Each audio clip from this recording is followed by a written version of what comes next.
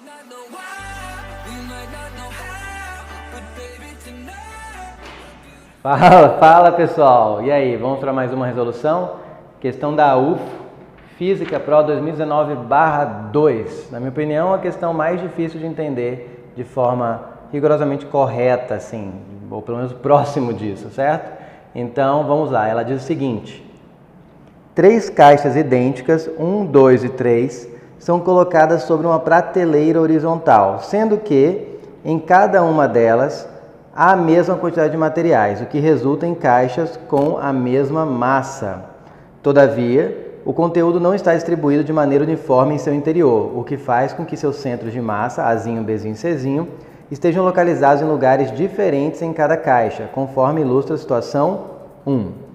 Após algum tempo, a prateleira tomba lentamente até atingir a inclinação de 30 graus com a horizontal e nenhuma caixa escorrega dela, isso é importante, conforme mostra a situação 2. Com base na situação descrita, são feitas as seguintes afirmações. Afirmação 1. Na situação 1, a força com que cada uma das caixas empurra a prateleira para baixo é a mesma. Afirmação 2. Na situação 2, a caixa 3 não estará como mostrada na figura, pois terá tombada por estar na parte mais alta da prateleira. Afirmação 3. Na situação 2, as 3 caixas não estarão como mostradas na figura, pois terão tombadas por estarem sujeitas à mesma inclinação em relação à horizontal e possuírem todas a mesma massa. Em relação às afirmações acima, marque V para as verdadeiras e F para as falsas e assinale a alternativa correta. Ok, vamos lá. Olha só, essa é uma questão mais complicada, por quê? Porque não é uma questão típica de plano inclinado, em que você desenha lá peso, decompõe, força de atrito e se tiver alguma força você desenha lá as forças e decide se ela está acelerando ou não, se ela está descendo ou subindo o plano inclinado. Tem plano inclinado? Tem, mas é muito mais uma questão de estática do que de dinâmica. Por quê? Envolve centro de gravidade, envolve centro de massa, e isso deixa as coisas diferentes. Talvez mais complicada porque cai muito pouco, é cobrado muito pouco esse tema de centro de massa. E quando é cobrado não é com plano inclinado ao mesmo tempo, com rotação de um corpo extenso, que tem altura, que tem largura. Então essa questão ela é diferente do que a gente vê por aí, por isso geralmente o aluno tem pouquíssimo treino sobre esse tipo de questão, e ela é mais complicada por isso. Então vamos lá, vamos desenhar aqui para analisar a afirmativa 1, que é a mais tranquila, digamos assim, é o esquente, é a preparação para 2 e 3. Certo? É isso aí. Agora o que a gente tem que fazer é desenhar as forças, mas eu não posso mais desenhar em qualquer lugar. Quando eu quero analisar a translação, se o bloco se move para lá, para cá, se sobe e desce, o local onde a força é desenhada, o ponto, não importa, ela é livre nesse sentido. Eu só quero saber qual é a resultante, qual é a soma vetorial dela, então ela é livre, porque eu só quero analisar a translação. Agora, se eu quero analisar a rotação, se o corpo tomba ou não, que a afirmação 1 não precisa exatamente, mas já vamos treinar nesse sentido, eu tenho que saber o ponto exato onde está cada uma das forças.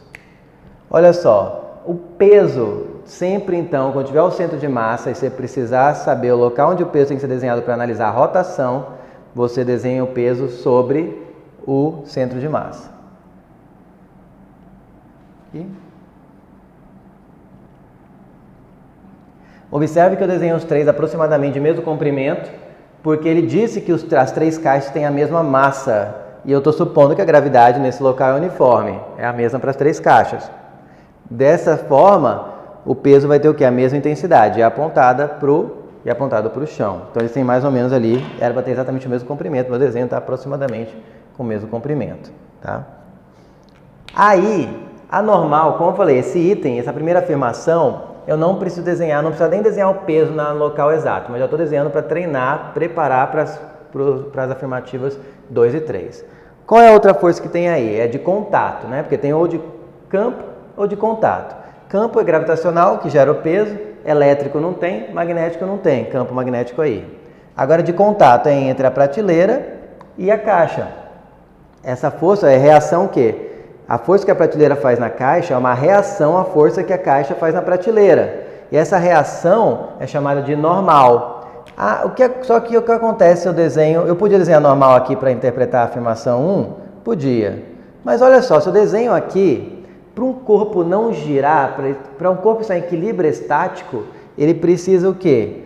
Que o somatório das forças aplicadas nele seja zero, para que não haja translação, né? Então aí não importa o ponto onde ele está sendo aplicada a força, o ponto onde a força é aplicada, porque eu só quero que a soma das forças dê zero, para que ele não esteja sofrendo nenhum tipo de translação, nenhum movimento do corpo todo, todos os pontos do corpo ao mesmo tempo.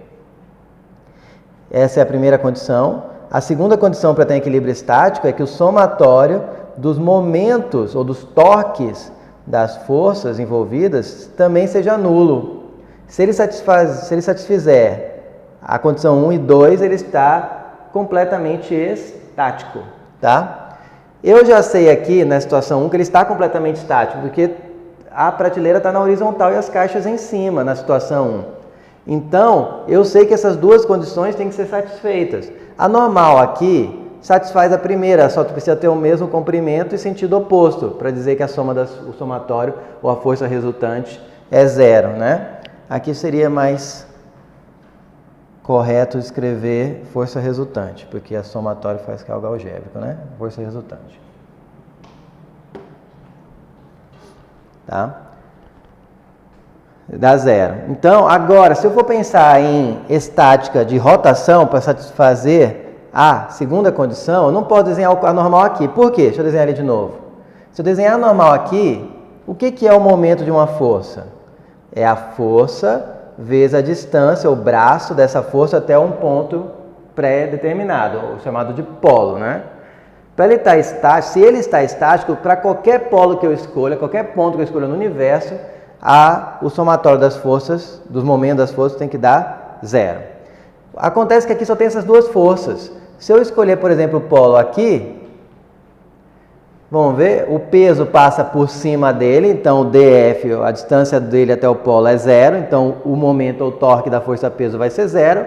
E se a normal estiver aqui, ela vai ter uma força e a distância da força até o polo, da linha de ação da força até o polo, melhor dizendo, que seria isso aqui, não vai ser zero, vai ter esse valorzinho aqui que eu chamei de D. Logo, a normal vai ter um torque, o peso não vai ter torque em relação a esse ponto, esse corpo essa caixa teria que tombar na horizontal, o que não faz sentido, né? É um absurdo. Então, conclusão, a normal não pode estar aqui, se for analisar torque.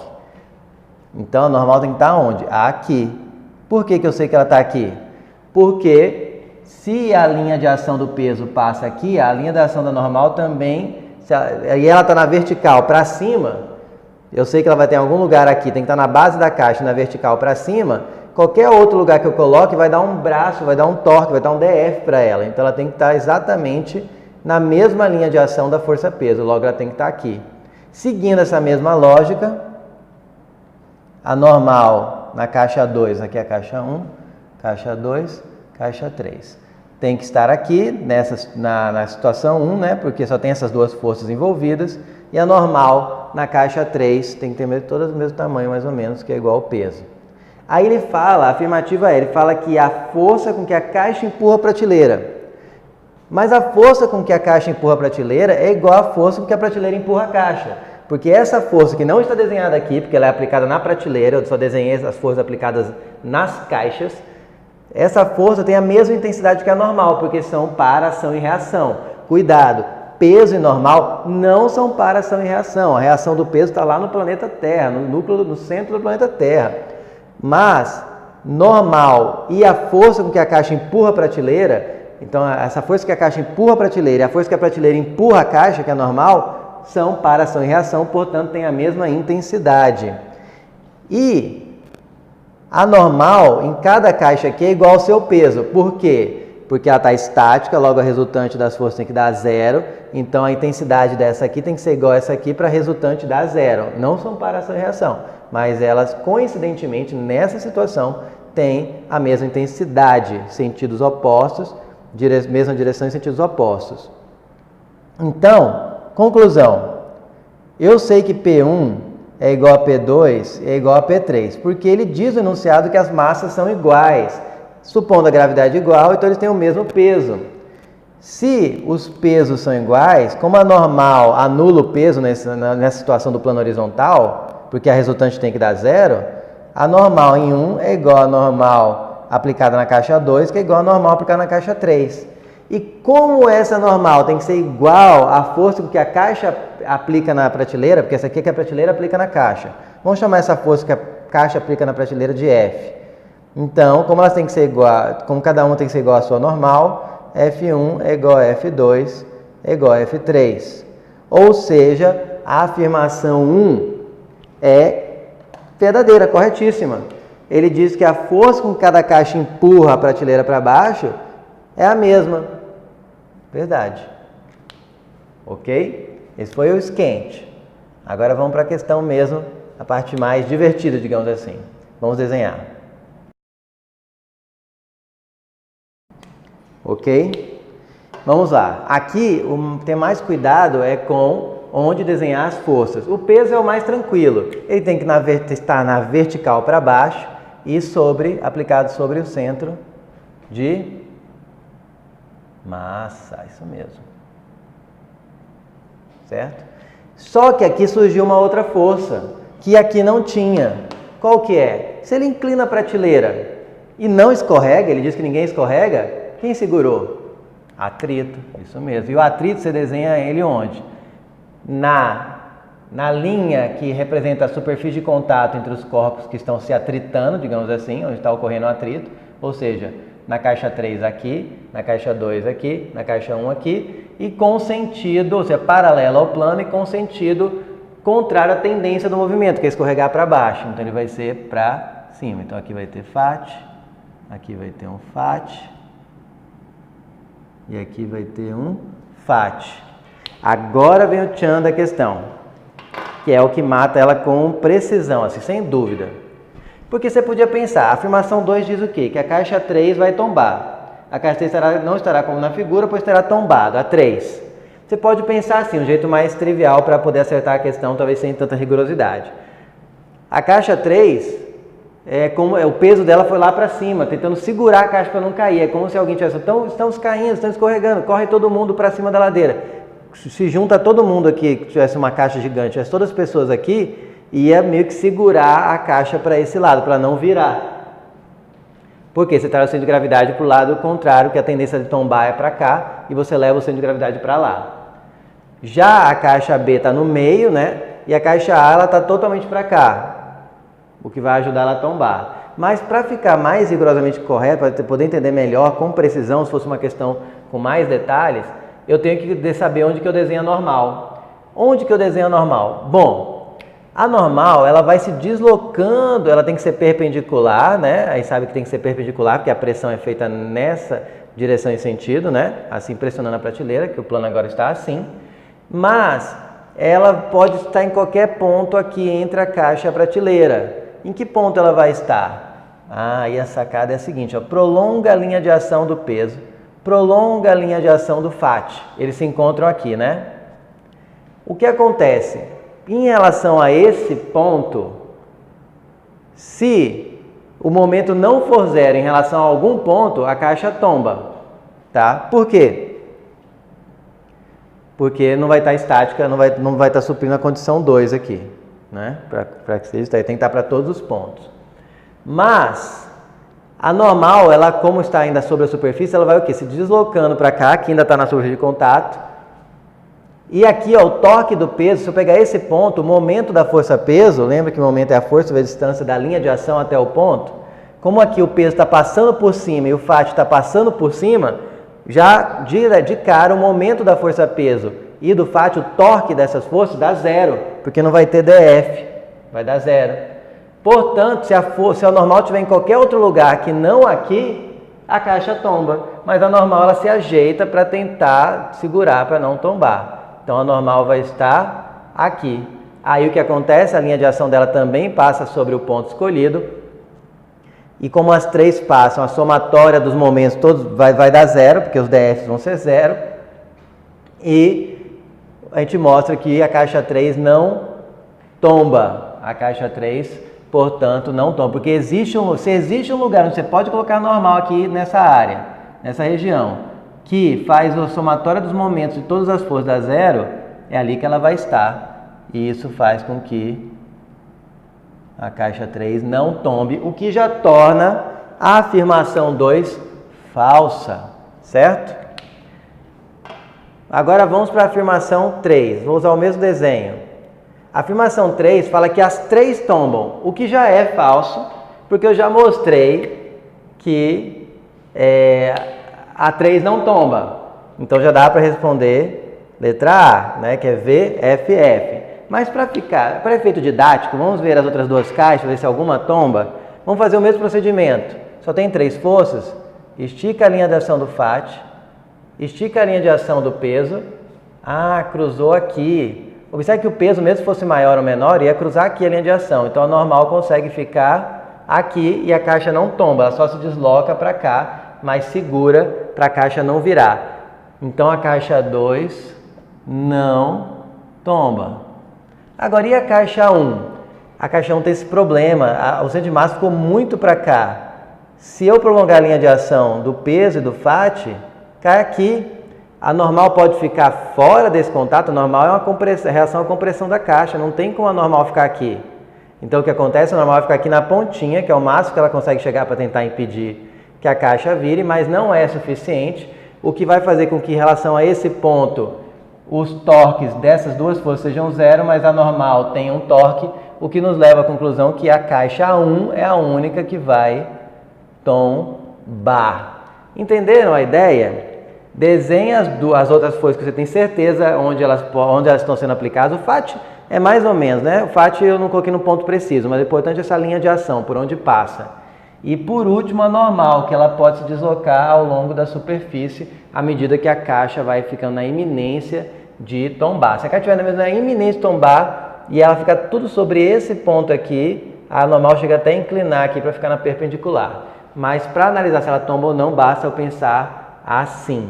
Eu acho que poucas pessoas que estão assistindo esse vídeo já viram uma questão que tem que trabalhar desse jeito, porque você tem que saber onde está sendo aplicada cada força, mas esse é o jeito mais preciso de você saber, nessa situação, se a caixa tomba ou não. Então, qual é a moral da história? Quando trata-se de rotação, é importante saber, de um corpo extenso, é importante saber o ponto onde aquela força está sendo aplicada. Quando o exercício só trata de translação, que é o movimento em que todos os pontos do corpo se movem de forma uniforme, todo mundo para o mesmo lado, aí não importa o ponto exato onde estão as forças, importa a direção, o sentido e a intensidade delas, mas é livre para você desenhar o vetor em qualquer lugar ali e olhar se a resultante dá zero ou não, tá? Agora, se trata de rotação, você tem que saber exatamente o local onde, porque você vai ter que analisar o torque depende desse parâmetro, que é a distância da linha de ação da força até o polo escolhido. Agora você pode perguntar, só uma última dúvida. Ah, eu garantindo que o torque aqui é zero para esse ponto, eu garanto que vai ser zero para qualquer outro ponto que eu pegar? Minha resposta é, se a condição 1 estiver satisfeita, sim. Se a condição 1 for satisfeita, se eu tiver certeza que ela foi satisfeita, que a resultante das forças é zero, então basta você mostrar que o torque está zero para um ponto, que é garantido que ele esteja zero para o somatório para todos os outros pontos. Só pode acontecer se a resultante não for zero, aí pode ser que você para um ponto mostre, para cá é zero, mas para outro ponto não fosse zero. Eu já não estaria estático de qualquer forma por causa disso aqui, da condição 1 não satisfeita. Mas se a condição 1 está satisfeita e eu mostro que para um ponto é zero a somatória, então para todos, eu posso implicar que para todos os outros pontos o somatório dos momentos dá zero, certo? Isso eu posso afirmar. Então, é importante, a moral da história dessa questão é importante saber o ponto onde a força está sendo aplicada quando se trata de rotação, tá certo? Espero que tenham entendido. Pratiquem essa questão, para mim foi mais difícil, podem rever o vídeo se quiser para tentar entender melhor e até a nossa próxima resolução.